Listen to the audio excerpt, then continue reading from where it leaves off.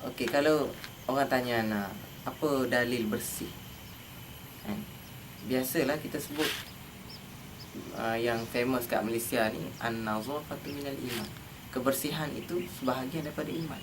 Ataupun dalam hadis sahih kitab Riyadhus Shalihin, at-tuhur syatrul iman.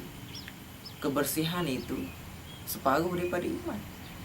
Ni dua dalil ni cukuplah membuktikan kepada kita pentingnya bersih itu. Sebab tu kita peliklah orang yang tak setuju dengan bersih. Lagipun tuntutan bersih tu sendiri memang kita nak bersihkan sistem pilihan raya yang sekarang ni kita dah sedia maklum. Pengurusi SPR orang UMNO dan timbalan pengurusi SPR pun orang UMNO. So kita perlu sangat nak bersihkan pilihan raya ni.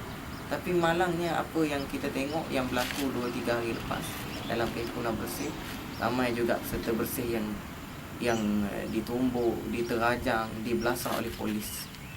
Menunjukkan kepada kita negara kita ni sebenarnya bukan lagi negara demokrasi. Apa makna negara demokrasi? Negara demokrasi adalah negara yang menjadi pilihan rakyat, kuasa di tangan rakyat. Itu makna demokrasi. Bila kita tengok suasana bersih, tak ada lagi demokrasi. Yang ada adalah kuku besi.